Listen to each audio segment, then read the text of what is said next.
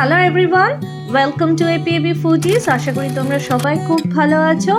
আর জন্মাষ্টমীর স্পেশাল বেশ কিছু রেসিপি এপিএবি ফুডিজের কিচেনে শেয়ার করা হচ্ছে। অ্যাকচুয়ালি আমাদের বাড়িতে দুটো পুজোই হয়, একটা জন্মাষ্টমী আর একটা মা ভবতারিণীর পুজো, যেখানে আমাদের যে ভোগটা হয় তারই মধ্যে একটা হচ্ছে এই আলুর দম। এর জন্যে কি কি উপকরণ লাগছে আমরা আগে দেখে নিই।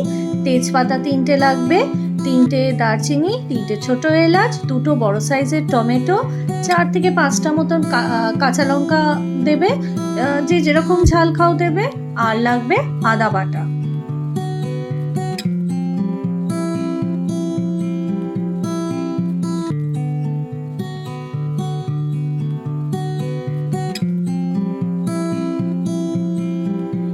আর একটা জিনিস আমি অ্যাড করি, সেটা হচ্ছে তেঁতুলের পাল্প। পাল্প মানে তেঁতুলের কাই। তেঁতুলটাকে ভালো করে ধুয়ে নিয়ে ভিজিয়ে রাখবে খাবার জলে। আর লাগছে ধনেপাতা। এবার কড়াই নেবে। এখানে আমি 700 গ্রাম ছোট ছোট এরকম সাইজের আলু নিয়েছি, যেটা আগেই আমি সেদ্ধ করে নিয়েছি। আর মাস্টার্ড অয়েলেই এটা রান্নাটা করবে। সর্ষের তেলে রান্নাটা ভালো হয়। সেই তেলেতে ভালো করে সোনালি করে সেদ্ধ আলুগুলোকে ভেজে নেবে, নিয়ে উঠিয়ে নেবে। নিয়েই ফোড়নে দেবে তেজপাতা, দারচিনি, ছোট এলাচ, টমেটো আর 2 টেবিলস্পুন মতো আদা বাটা। নুন স্বাদ মতো অ্যাড করবে। নুনটা এখানে অ্যাড করে দেবে আগে, যাতে টমেটোগুলো খুব সুন্দরভাবে সফট হতে শুরু করে। আর অ্যাড করবে 1.5 টেবিলস্পুন অফ কাশ্মীরি মির্চ, 1 টেবিলস্পুন ধনিয়া পাউডার, 1 টেবিলস্পুন জিরা পাউডার।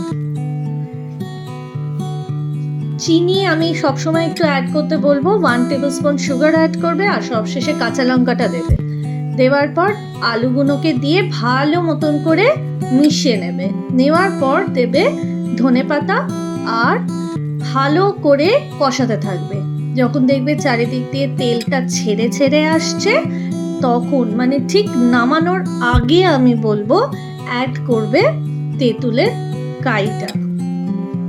তেঁতুলের কাইটা কিভাবে অ্যাড করবে, একটা ছাঁকনি নেবে, ছাঁকনি নিয়ে স্ট্রেট এটার মধ্যে দিতে থাকবে।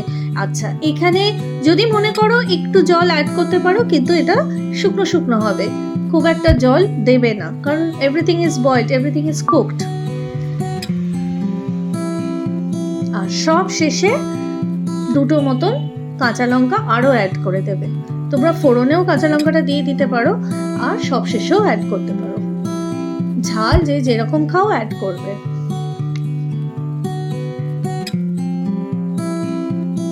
আর ভোগের আলুর দম ready. Thank you for watching.